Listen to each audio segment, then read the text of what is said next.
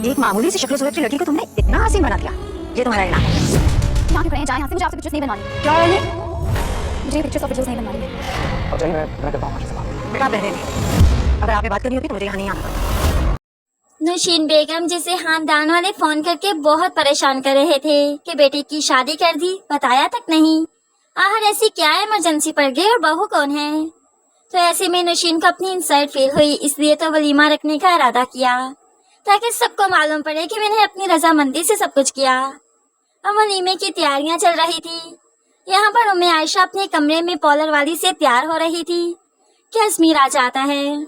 अजमीर ने आयशा को जब इतनी खूबसूरती में देखा, जब बगैर हिजाब के सजा धजा देखा तो बस देखता ही रहा और फिर बहाने बहाने से उसे अपने कपड़े अलमारी से निकालने का कह दिया ताकि कुछ देर और देख सके। लेकिन फिर आखिरकार दोनों हॉल में पहुंच गए तो यहाँ पर नौशीन बेगम भी आयशा को देखती ही रह गई। तो फिर अब आयशा की इंसर्ट करना तो बहुत जरूरी था, इसलिए पार्लर वाली को पैसे देते हुए कहने लगी, बहुत कमाल किया तुमने तो कोई मैजिक कर दिया।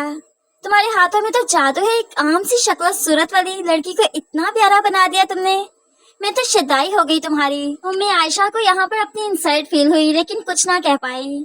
अब यहाँ पर अब जब फोटो सेशन की बारी आई, वीडियो बनाने की बारी आई तो कैमरे वाले की नजर भी तो आयशा पर मैली थी, इसलिए आगे बढ़कर कभी उसका दुपट्टा ठीक करता, कभी उसके कंधे पर बहाने से हाथ रखता। तो आयशा को ये बात अच्छी नहीं लगी, इसलिए तो वीडियोस और मूवीज बनवाने से इनकार कर दिया, जो कि नौशीन बेगम को अच्छा नहीं लगा।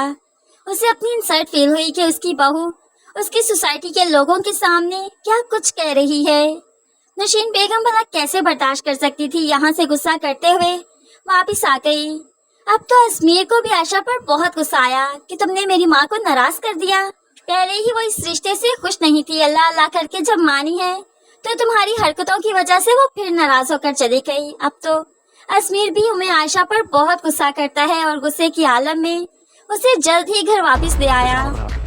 कितनी मुश्किल से मनाया था मैंने। आयशा क्या हो जाता अगर तुम उनकी बात मान लेते? वीडियोस नहीं बनवानी है। बिला वजह तमाशा मत किया करो। अब हर बात तुम्हारी नहीं मानी जाएगी।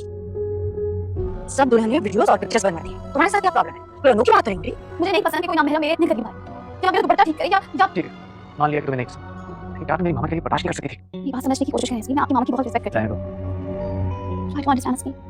बस मैं आपकी मामा की खुशी के लिए अपने हक को नाराज नहीं अच्छा बस, मैं इस वक्त तुम्हारे साथ किसी किस्म की बहस नहीं करना चाहता। नौशीन जी तो तुम जिक्र ही मत करो। मुझे तो मिजाज ही ऐसा है। पहले कुछ गलत कर दिया क्या? नहीं मेरा बेटा, तुमने कुछ गलत नहीं किया। अब यहाँ पर अजमीर और नौशीन आयशा से बहुत नाराज है। अजमीर तो घर आकर भी काफी लड़ाई करता है। क्या ही हो जाता तो मेरी माँ की खातिर वीडियोस बनवा लेती, पिक्चर्स बनवा लेती, कोई अनोखा काम करने को तो नहीं कहा उन्होंने। तो मैं आयशा कहने लगी, मुझे नहीं पसंद कोई नामहरम मेरे इतना करीब आए। आपने देखा नहीं, वो वीडियो वाला जानबूझकर मेरे करीब आ रहा था। तो अजमीर की सोसाइटी में ये तो आम सी बात है, इसलिए कहने लगा कुछ ही देर की बात थी, क्या हो जाता। तो यहाँ पर मैं आयशा कहने लगी, वो नामहरम था अजमीर, आपको कैसे बर्दाश्त है।